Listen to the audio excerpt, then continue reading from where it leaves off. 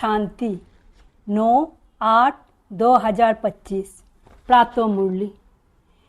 बाबा आज कह रहे हैं, मीठे बच्चे, ये पुरुषोत्तम संगम युग कल्याणकारी युग है। इसमें ही पढ़ाई से तुम्हें श्री कृष्णपुरी का मालिक बनना है।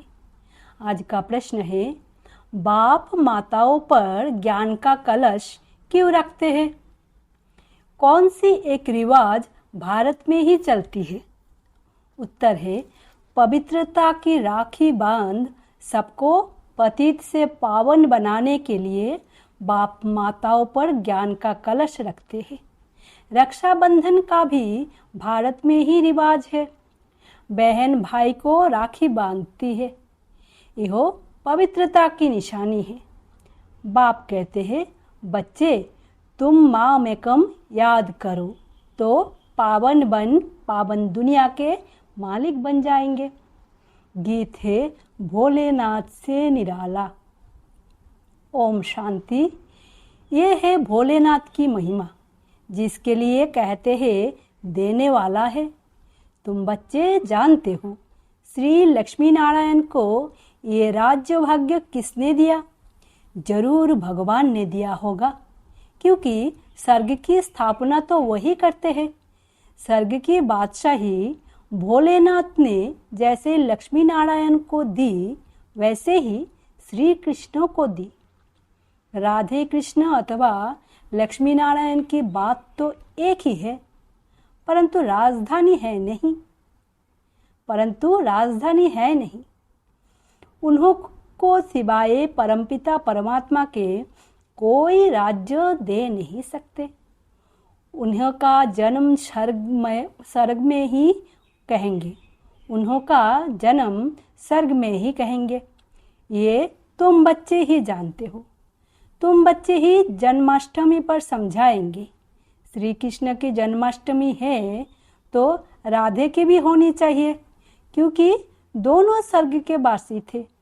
राधे कृष्ण ही स्वयंवर के बाद लक्ष्मी नारायण बनते हैं। मुख्य बात कि उन्हों को ये राज्य किसने दिया?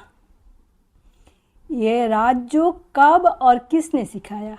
स्वर्ग में तो नहीं सिखाया होगा। सतयुग में तो वो है ही उत्तम पुरुष। कलयुग के बाद होता है सतयुग, तो जरूर कलयुग अंत में राजयोग सीखे होंगे, जो फिर नए जन्म में राजाई प्राप्त की। पुरानी दुनिया से नई पावन दुनिया बनती है। जरूर पतित पावन ही आया होगा। अब संगम युग पर कौन सा धर्म होता है, ये किसको पता नहीं। पुरानी दुनिया और नई दुनिया का ये है पुरुषोत्तम संगम युग, जो गाया हुआ है। ये लक्ष्मी नारायण है नई दुनिया के मालिक। इन्हों की आत्मा को आगे जन्मों में परमपिता परमात्मा ने राजयोग सिखाया। जिस पुरुषार्थ की प्रारब्ध फिर से नए जन्म में मिलती है, इनका नाम ही है कल्याणकारी पुरुषोत्तम संगम युग। जरूर बहुत जन्मों के अंत के जन्म में ही इन्हों को कोई ने राजयोग सिखाया होगा।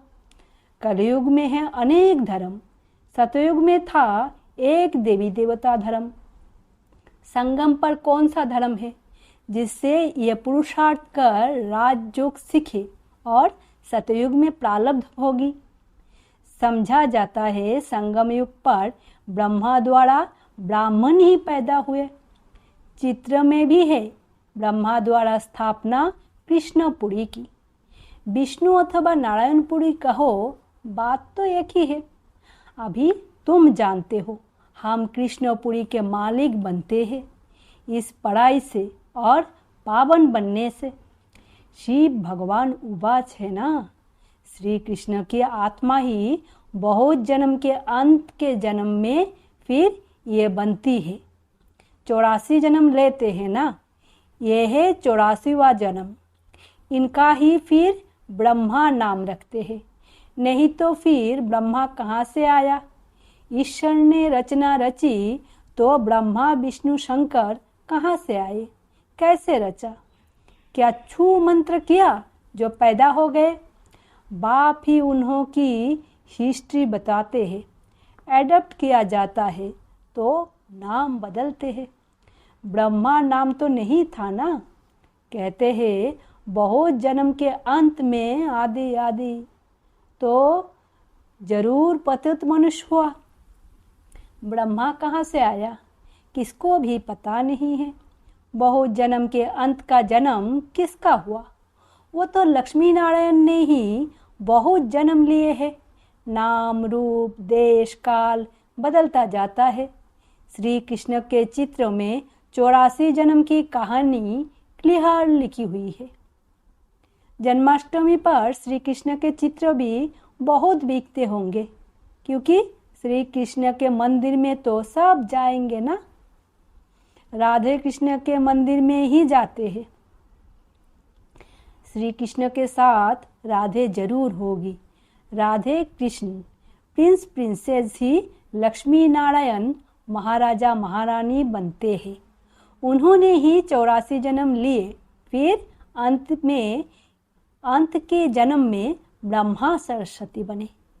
बहुत जन्म के अंत में बाप ने प्रवेश किया और इनको ही कहते हैं तुम अपने जन्म को नहीं जानते हो।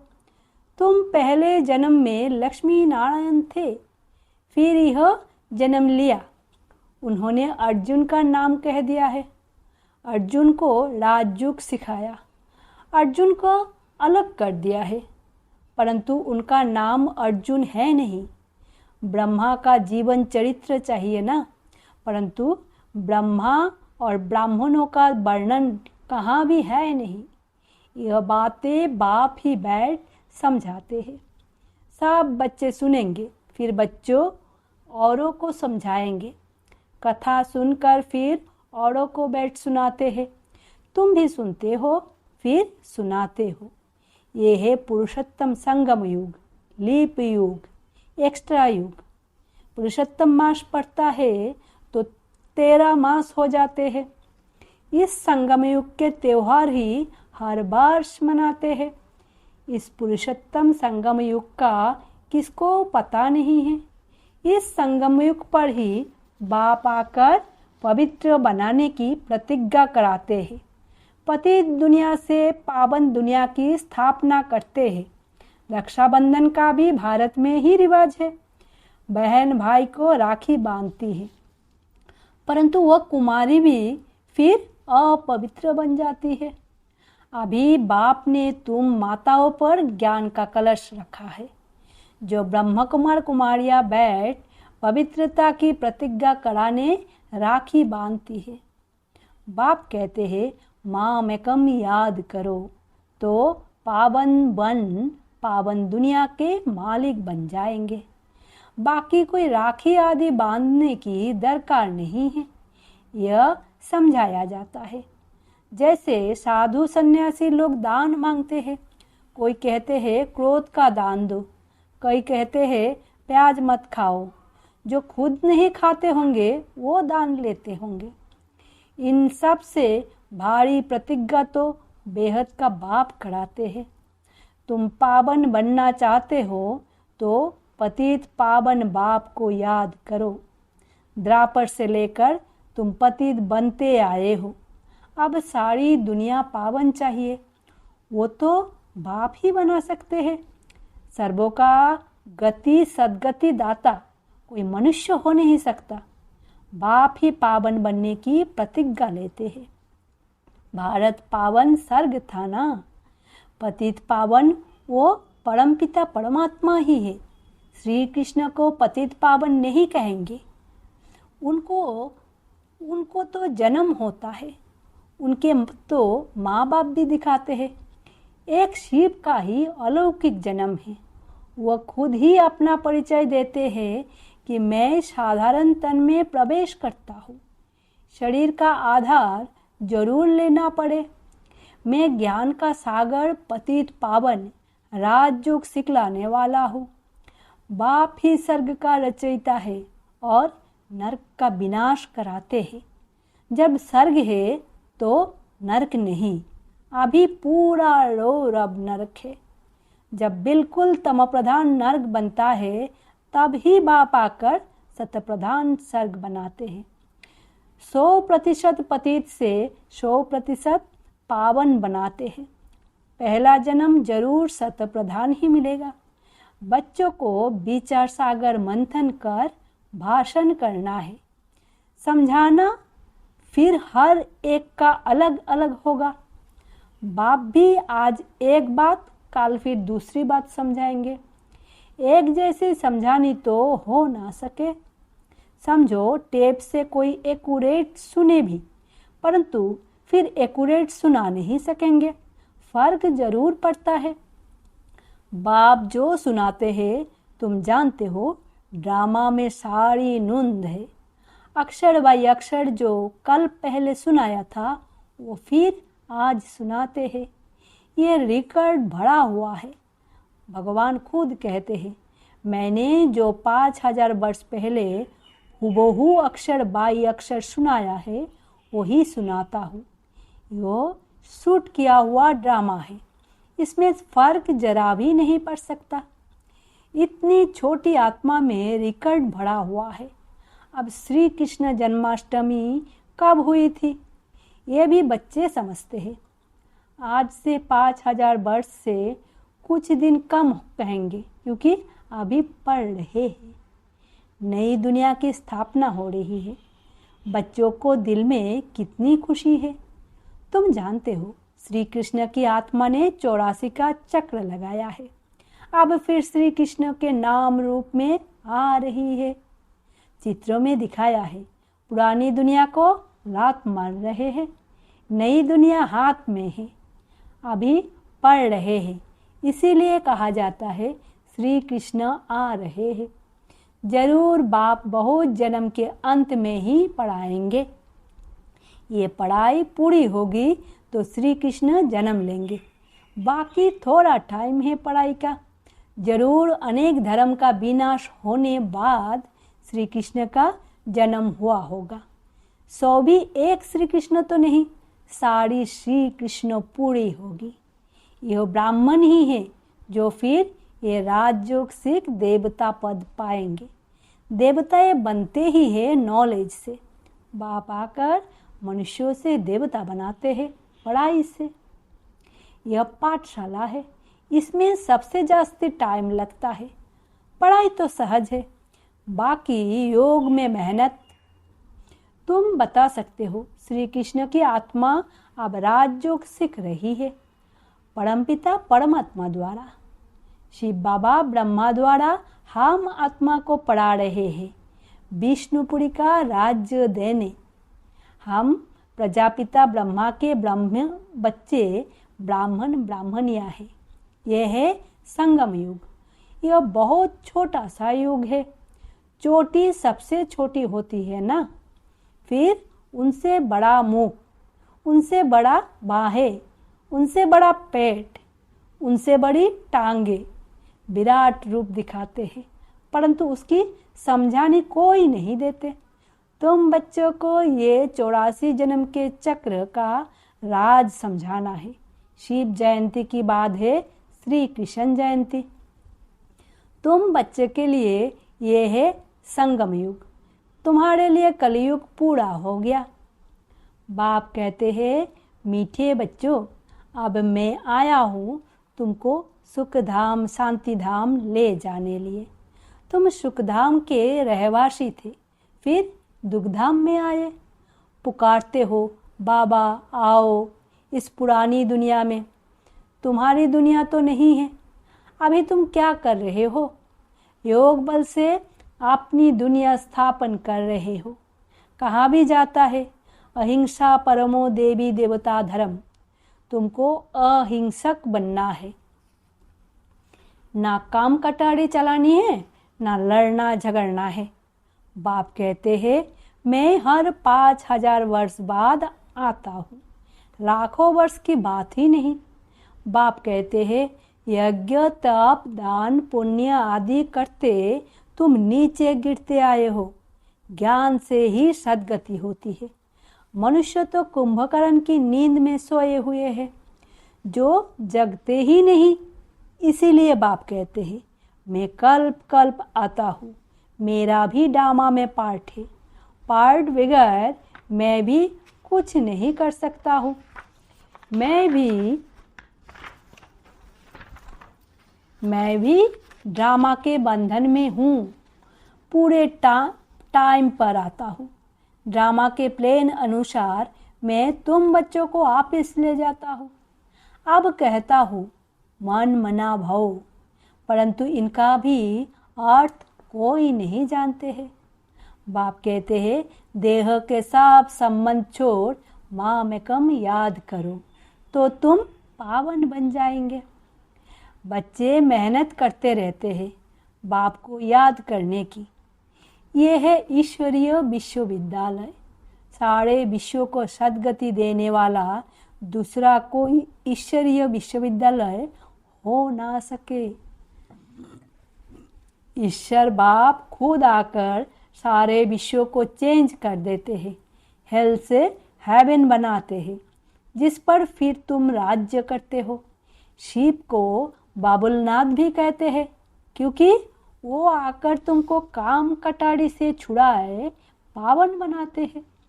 भक्ति मार्ग में तो बहुत शो है, यहाँ तो शांत में याद करना है। वो अनेक प्रकार के हठयोग आदि करते हैं, उनका तो निवृत्ति मार्ग ही अलग है। वो ब्रह्मों को मानते हैं, ब्रह्म योगी तत्व योगी है। वो तो हो गया आत्माओं के रहने का स्थान, जिसको ब्रह्मांड कहा जाता है। वो फिर ब्रह्मों को भगवान समझ लेते हैं, उसमें लीन हो जाएंगे। गोया आत्मा को मॉर्टल बना देते हैं। बाप कहते हैं, मैं ही आकर सर्वों की सद्गति करता हूँ। शिव बाबा ही सर्वों की सद्गति करते तो वो है हीरे जैसा, फिर तुमको गोल्डन एज में ले जाते हैं। तुम्हारा भी ये हीरे जैसा जन्म है, फिर गोल्डन एज में आते हो। यह नॉलेज तुमको बाप ही आकर पढ़ाते हैं, जिससे तुम देवता बनते हो। फिर यह नॉलेज प्राय लोप हो जाती है। इन लक्ष्मी नारायण में भी रचता और रचना की नॉलेज नहीं है। अच्छा, मीठे मीठे सिकीला दे बच्चों प्रति मात पिता बाप दादा का याद प्यार और गुड मॉर्निंग। रूहानी बाप की रूहानी बच्चों को नमस्ते। हम रूहानी बच्चों की रूहानी मात पिता बाप दादा को याद प्यार, गुड मॉर्निंग और नमस्ते। धारणा के लिए मुख्य सार। पहला, इस पुरानी दुनिया में रहते डबल अहिंसक बन योग बल से अपनी नई दुनिया स्थापन करनी है। अपना जीवन हीरे जैसा बनाना है। दूसरा, बाप जो सुनाते हैं उस पर विचार सागर मंथन कर दूसरों को सुनाना है। सदा नशा रहे कि यह पढ़ाई पूरी होगी तो हम कृष्णपुरी में जाएंगे। वरदान है, अपवित्रता के नाम निशान को भी समाप्त कर हिज हॉलीनेस का टाइटल प्राप्त करने वाले हली हंस भव। जैसे हंस कभी भी कंकड़ नहीं चूकते, रत्न धारण करते हैं, ऐसे हली हंस किसी के अवगुण अर्थात कंकड़ को धारण नहीं करते। वे व्यर्थ और समर्थ को अलग कर व्यर्थ को छोड़ देते हैं, समर्थ को अपना लेते हैं। ऐसे हलिहंस की पवित्र शुद्ध आत्माएं हैं। आप उनका आहार व्यवहार सब शुद्ध होता है। जब अशुद्धि अर्थात अपवित्रता का नाम निशान भी समाप्त हो जाए, तब भविष्य में हिज हॉलीनेस का टाइटल प्राप्त हो। इसीलिए कभी गलती से भी किसी के अवगुण धारण नहीं करना। स्लोगन है, सर्वस्व त्यागी वो है जो पुराने स्वभाव संस्कार के वंश का भी त्याग करता है। अव्यक्त इशारे, सहजयोगी बनना है तो परमात्मा प्यार के अनुभवी बनो। कोई भी कार्य करते बाप की याद में लवलीन रहो। किसी भी बात के विस्तार में ना जाकर विस्तार को बिंदी लगाए, बिंदी में समा दो, बिंदी बन जाओ, बिंदी लगा दो, तो सारा विस्तार, सारी जाल सेकंड में समा जाएगी और समय बच जाएगा, मेहनत से छूट जाएंगे, बिंदी बन बिंदी में लवलीन हो जाएंगे। ओम शांति। शुक्रिया बाबा।